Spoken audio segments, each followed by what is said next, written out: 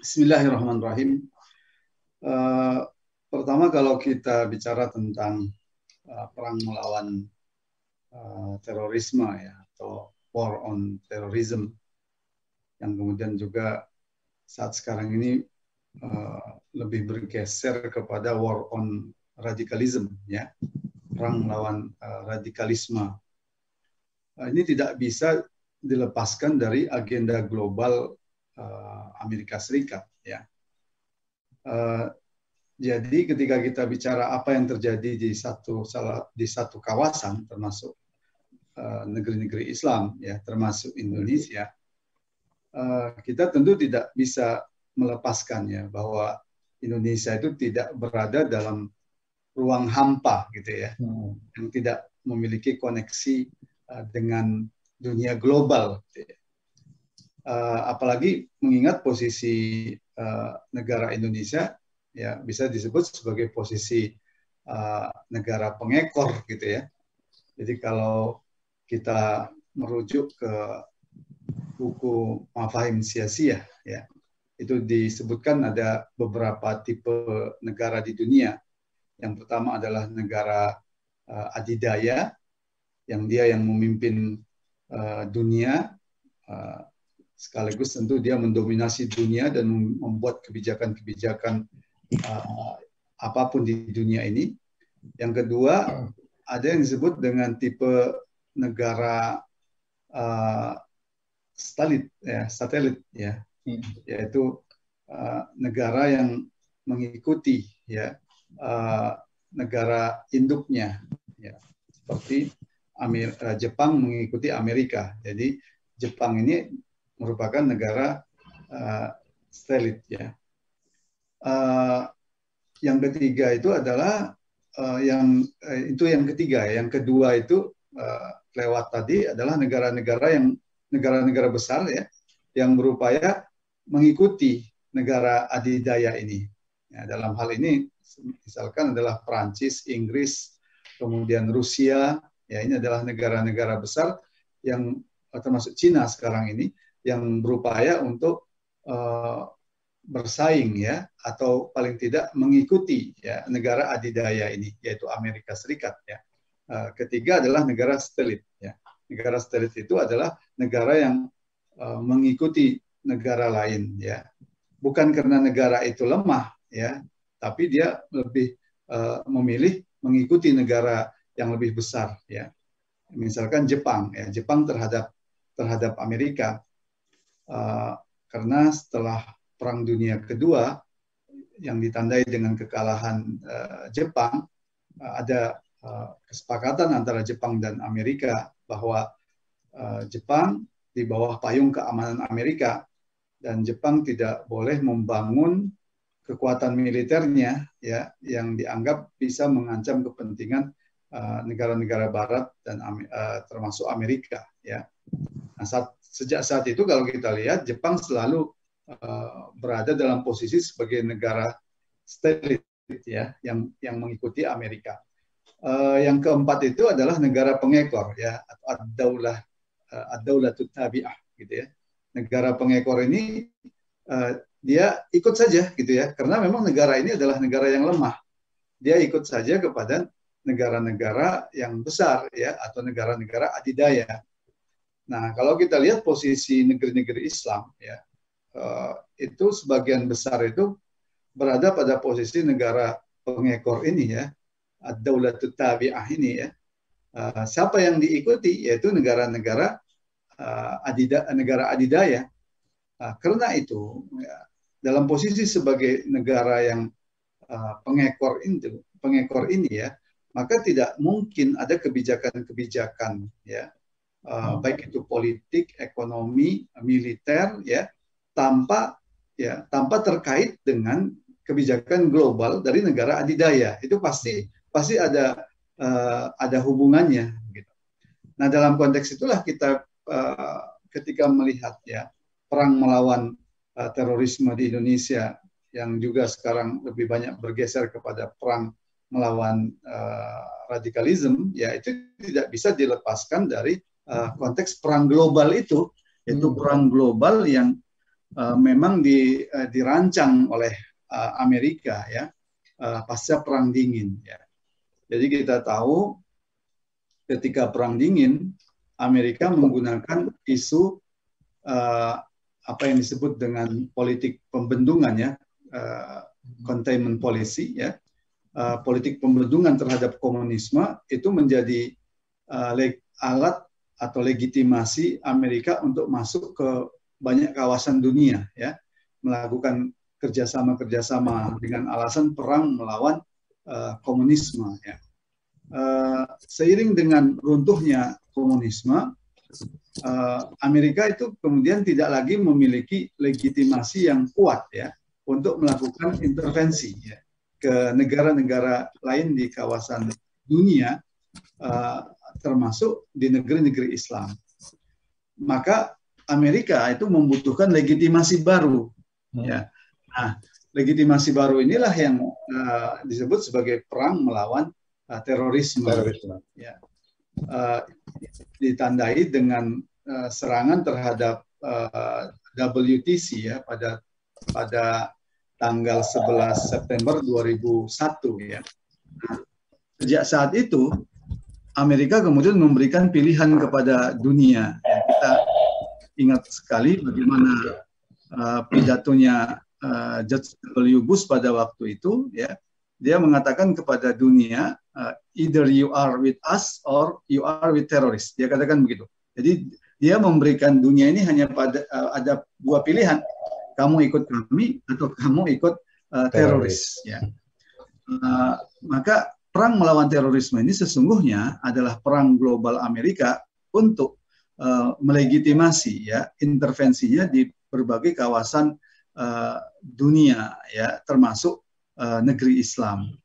Karena itu ketika kita bicara perang melawan terorisme di Indonesia, itu tidak bisa dilepaskan ya dari perang melawan terorisme ala Amerika ini.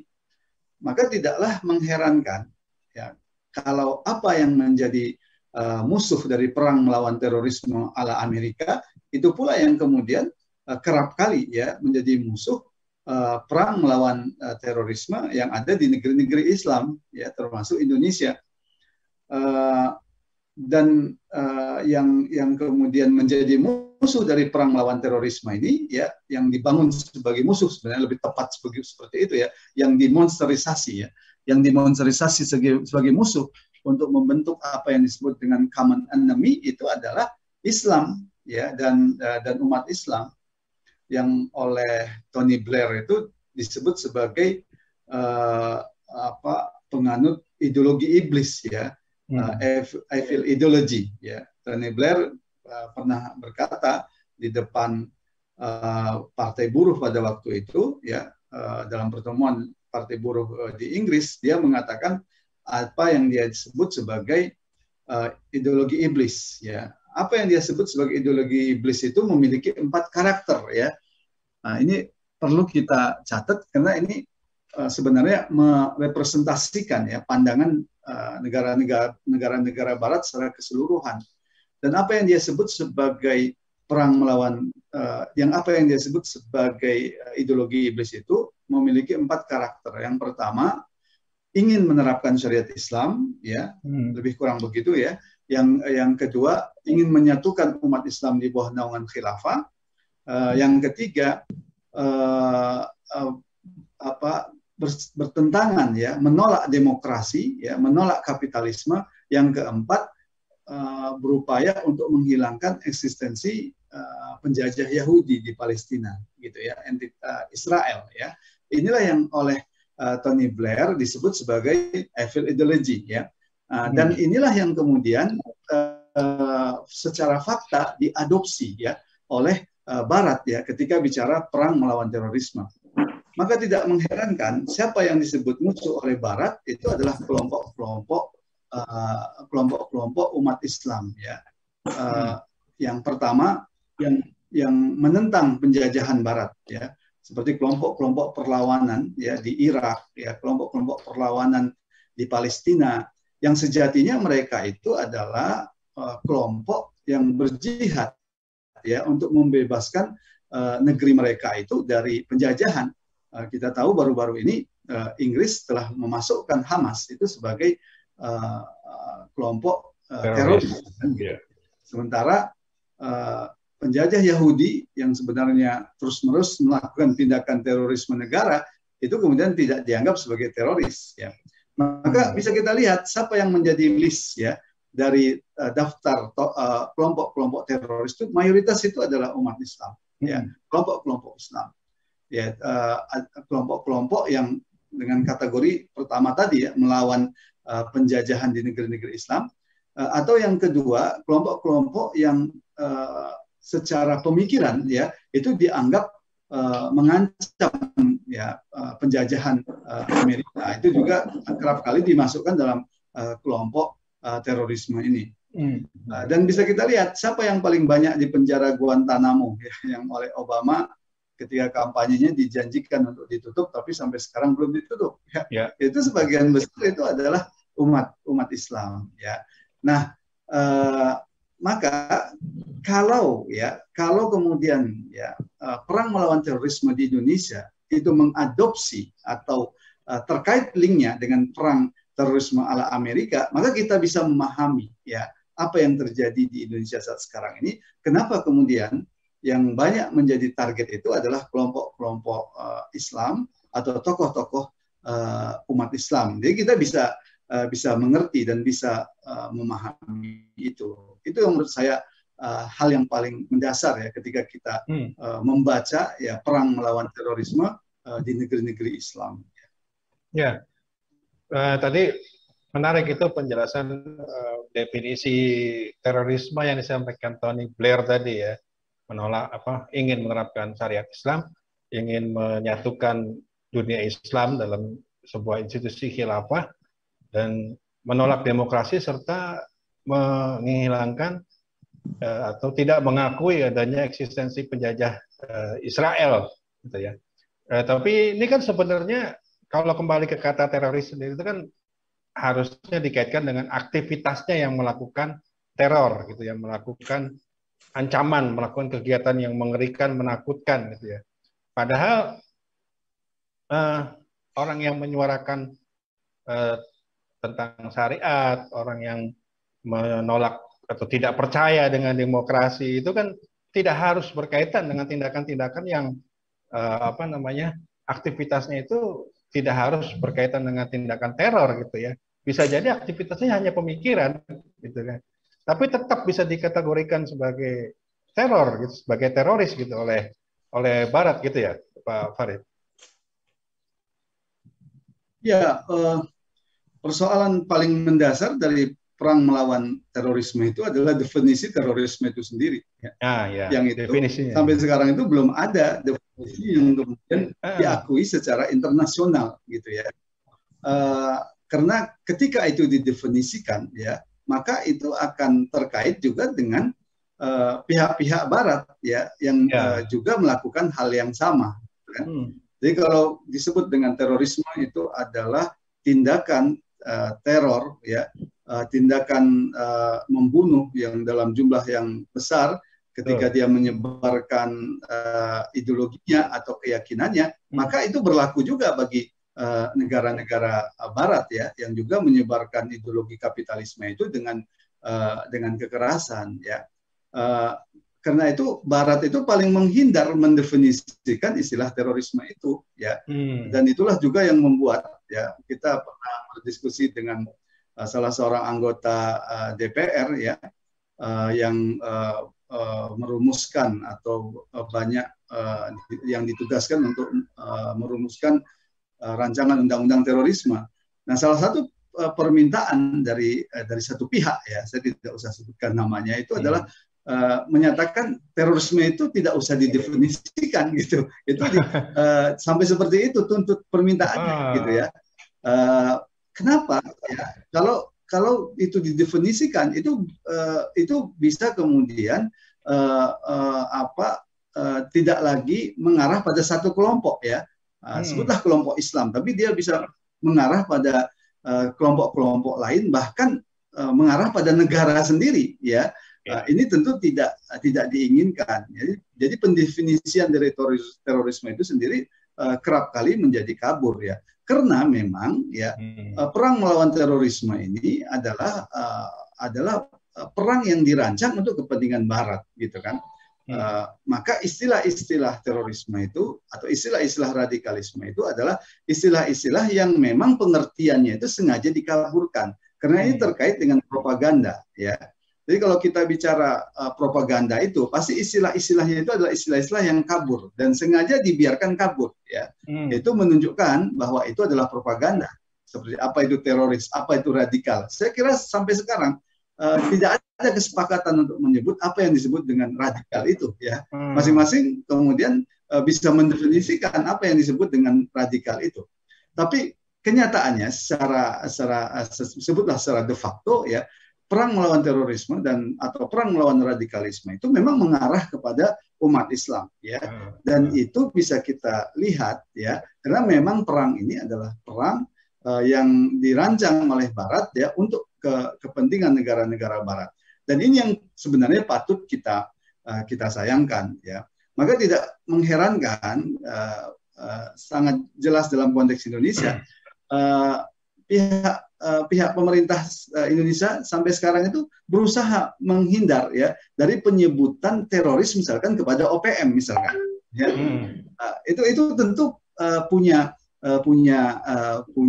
makna tersendiri, ya. Kenapa untuk OPM itu walaupun kemarin tuh Mahfud MD sudah mengatakan istilah teroris, ya, tapi itu istilah yang kemudian tetap kerap kali tidak digunakan istilah itu, ya, dalam pemberitaan media massa, ya. Itu lebih sering disebut sebagai kelompok bersenjata, gitu, ya. Kelompok kriminal bersenjata, ya. Lebih sering disebut begitu, tidak disebut sebagai teroris, gitu, ya. Nah, ini kan menjadi menarik, ya. Ini kan sama halnya kenapa Hamas dimasukkan sebagai kelompok teroris, tapi Israel, ya, yang melakukan pembunuhan dan pembantaian terhadap umat Islam di Palestina tidak masuk teroris, ya. Ini kita bisa baca, ya. Dan ini juga terkait sebenarnya dengan negara-negara Barat, ya. Misalkan Australia, ya. Dalam berita yang dikeluarkan pada tanggal 20 Mei 2021, ya, dalam situs ABC Net, ya, itu disebutkan Australia diminta memastikan, ya, Densus 88 yang dilatih dan dibantu oleh Kepolisian Federal Australia tidak melanggar HAM di Papua, gitu, ya. Nah, ini kan menarik, ya. Kenapa ada permintaan khusus untuk Australia untuk kemudian agar Densus 88 itu tidak melanggar HAM di Papua, ya. Jadi kita bisa mengerti, ya, kenapa kemudian untuk di Papua itu kerap kali menghindarkan penggunaan istilah teroris, gitu kan. Ini terkait juga siapa yang punya kepentingan terhadap Papua sendiri, ya. Dalam hal ini adalah negara-negara Barat, ya. Ini bisa kita lihat dalam situs ABC Net, ya, pada tanggal 20 Mei 2021, ya, di mana beritanya disebut Australia diminta memastikan Densus 88 yang dilatih dan dibantu Kepolisian Federal Australia tidak melanggar HAM di Papua, ya. Kita tidak tahu apakah berita ini kemudian dibantah oleh kepolisian kita, ya. Tapi yang jelas ada berita yang terkait dengan hal itu, ya. Karena itu perang global ini, ya, tidak bisa dilepaskan dari pelatihan-pelatihan yang juga dilakukan oleh negara-negara Barat, ya. Misalkan terkait dengan hubungan dengan Amerika, ya, ada hal yang menarik, ya. Banyak dana Amerika yang masuk ke negeri-negeri Islam, ya, termasuk ke negeri Indonesia ini, ya, untuk kemudian membangun unit-unit apa yang disebut dengan unit-unit kontra terorisme, ya. Ini tentu tidak bisa dilepaskan dari perang global melawan terorisme itu, ya. Saya kira begitu. Ya. Kemudian kalau kita coba kaitkan dengan kasus penangkapan yang kemarin terjadi itu, mungkin bisa dijelaskan, Pak Farid, benang merahnya antara penangkapan para ulama tersebut, ya, yang dilakukan oleh Densus dengan kondisi global yang ada sekarang ini gitu. Karena kalau di global itu kayaknya suara tentang terorisme Islam itu kayaknya agak sedikit redup gitu ya. Tapi memang yang di kosakatanya dirubah menjadi radikalisme gitu. Tapi yang di Indonesia ini spesifik sekali menjadi aksi penangkapan terorisme. Apa ini kaitannya dengan agenda global atau memang kepentingan lokal di Indonesia aja ini yang penangkapan teroris ini gitu, Pak Farid? Ya, saya kira isu atau agenda global perang melawan terorisme secara global itu juga tidak bisa dipisahkan dari kepentingan nasional ya, atau kepentingan lokal dari masing-masing penguasa-penguasa di negeri Islam ya. Kerap kali kemudian perang melawan terorisme ini di berbagai kawasan negeri Islam ya itu digunakan ya untuk semacam jualan ya, untuk mendapatkan dukungan dari negara-negara Barat ya. Demikian juga itu menjadi legitimasi bagi rezim-rezim yang berkuasa di negeri-negeri Islam ya untuk memerangi ya, atau membungkam ya kelompok-kelompok kritis ya yang itu melakukan kritik ya terhadap rezim yang berkuasa. Dan pola-pola seperti ini kan terjadi bukan hanya satu tempat ya. Bagaimana Sisi ya mendapatkan tanda kutip menjual ya perang melawan terorisme di Mesir ya agar memiliki legitimasi untuk mendapatkan dukungan dari Amerika ya. Dan Amerika memang juga membutuhkan sosok seperti Sisi ya yang kemudian menggunakan kekuasaannya untuk membungkam gerakan-gerakan Islam di Mesir ya. Hal yang sama juga terjadi di Aljazair misalkan ya. Bagaimana militer Aljazair menggunakan isu perang melawan terorisme ini ya untuk mendapatkan dukungan dan bantuan dari Barat ya. Sekaligus kemudian mendapatkan legitimasi ya dari tindakan-tindakan mereka untuk memerangi kelompok-kelompok Islam yang dianggap mengancam kepentingan rezim-rezim sekuler ya termasuk mengancam kepentingan negara-negara Barat ya. Itu pula lah kenapa kalau kita lihat Amerika Serikat, negara-negara Barat yang kerap kali bicara tentang hak asasi manusia, bicara tentang penegakan hukum itu kemudian bungkam ya ketika terkait dengan tindakan rezim-rezim yang berkuasa ya di negeri-negeri Islam yang itu menjadi kaki tangan dari negara-negara Barat ya. Jadi itu tentu sesuatu yang tidak dipisahkan ya. Termasuk sampai mungkin pada hal-hal yang lebih turunan lagi ya, misalkan terkait dengan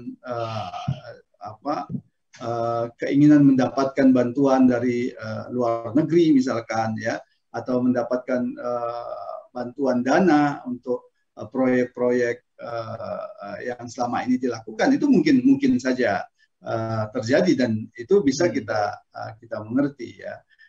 Meskipun apakah realitanya seperti itu atau tidak ya, ini tentu sesuatu yang tidak gampang dibuktikan secara hukum kalau kita bicara hukum ya. Tapi ini kan kerangka analisis politik internasional yang dikaitkan dengan politik nasional. Kalau dikaitkan dengan fakta-fakta hukum ya, ini tentu harus ahli hukum yang kemudian bicara tentang ini ya. Yaitu Pak Chandra ini yang cocok untuk bicara tentang masalah hukum ya. Saya hanya ingin sebatas menjelaskan bahwa perang melawan terorisme ini adalah agenda yang tidak bisa dipisahkan dalam perang global yang dilakukan oleh Amerika Serikat. Ya. Saya kira begitu. Jadi intinya sekali mendayung 2-3 pulau terlampaui gitu ya, mendapatkan dukungan atau pengakuan internasional dan juga satu sisi dapat membungkam suara kritis atau katakan oposisi lah dari yang berkuasa gitu ya. Jadi bisa memperoleh kurang lebih secara analisa bisa mendapatkan manfaat itu gitu bagi yang berkuasa tentunya. Nah, tentunya ini kan kemudian menimbulkan reaksi juga ya Pak Farid ya di tengah umat Islam gitu di tengah kaum muslimin, terutama di Indonesia dengan kasus yang terakhir ini. Kira-kira seperti apa gitu reaksi yang kemudian muncul atau timbul di tengah kaum muslimin di Indonesia terhadap hal ini? Apakah kaum muslimin punya kesadaran yang seperti Pak Farid sudah sampaikan ini gitu? Kalau saya lihat sebagian besar kalau kita ngobrol-ngobrol di tengah-tengah masyarakat, ya masyarakat juga sepertinya itu tidak antara percaya dan tidak percaya ya, dan sebagian besar kerap kali menyebutkan ya itu hanya pengalihan isu kan, sering mengatakan begitu, itu hanya agenda tahunan akhir Desember gitu kan. Banyak ini suara-suara yang sering kita dengar ya. Kayak proyek aja jadi. Iya, suara-suara yang sering kita dengar ya.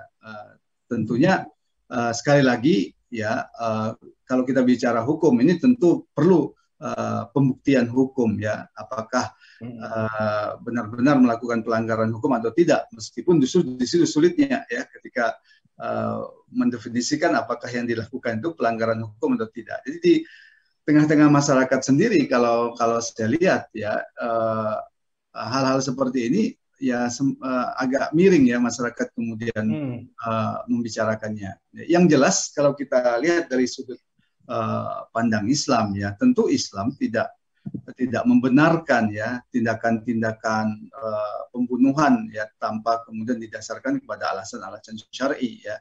Misalkan melakukan pemboman di masjid ya, atau membom rumah ibadah orang lain ya, itu tidak dibenarkan oleh Islam. Ini perlu kita tekankan ya, supaya jangan ada anggapan ketika kita mengkritisi perang melawan terorisme ini seolah-olah kita membenarkan tindakan-tindakan seperti itu. Itu dua hal yang terpisah ya. Ini kan seringkali dibenturkan begitu ya. Seringkali kalau kita lihat di televisi, apakah Anda setuju terhadap pemboman gereja? Apakah Anda setuju terhadap pemboman di masjid? Enggak, kita enggak setuju itu. Gitu kan. Tidak sedikit pun setuju, karena itu bertentangan dengan syariat Islam ya. Islam tidak membolehkan ya pemboman di masjid ya, pemboman gereja ya. Bahkan dalam perang ya, yang namanya gereja itu ya tidak boleh menjadi target serangan ya, kecuali memang tidak bisa dihindarkan lagi ya. Yang justru menjadi aneh terkait dengan perang melawan terorisme ini, kenapa itu justru dilakukan, itu terjadi ya? Kenapa yang dibom itu misalkan masjid ya? Kenapa yang dibom itu adalah gereja? Ini kan justru suatu hal yang menjadi pertanyaan, dan kita perlu tegaskan ya, Islam tidak seperti itu ya. Islam tidak kemudian membenarkan tindakan-tindakan itu. Tapi kalau disebutkan ya, bagaimana perlawanan terhadap umat Islam di Palestina, itu suatu kewajiban ya, karena yang terjadi di Palestina itu adalah penjajahan.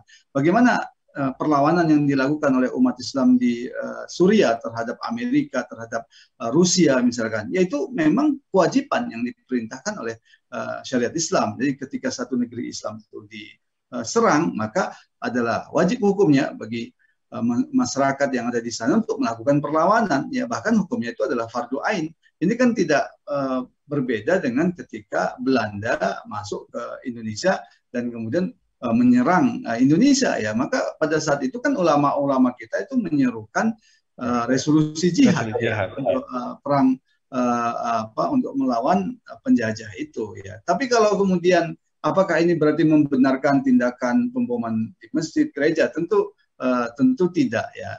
Yang seperti itu seharusnya dicegah. Hanya saja yang kita perlu ingatkan di sini ya, jangan agenda perang melawan terorisme itu adalah agenda yang terkait dengan perang global tadi ya. Kalau kerangka atau paradigma perang melawan terorisme itu adalah sebagaimana kerangka perang melawan terorisme ala Barat, maka yang jadi musuh itu pasti umat Islam. Yang jadi musuh itu pasti kelompok Islam. Yang akan dijadikan target itu ya pasti kelompok-kelompok Islam. Kalau agendanya itu seperti agenda Barat ya, seharusnya perang melawan terorisme di negeri Islam itu yang disasar itu ya, yang dimata-matai itu adalah kedutaan-kedutaan besar asing gitu ya, yang itu menjadi markas-markas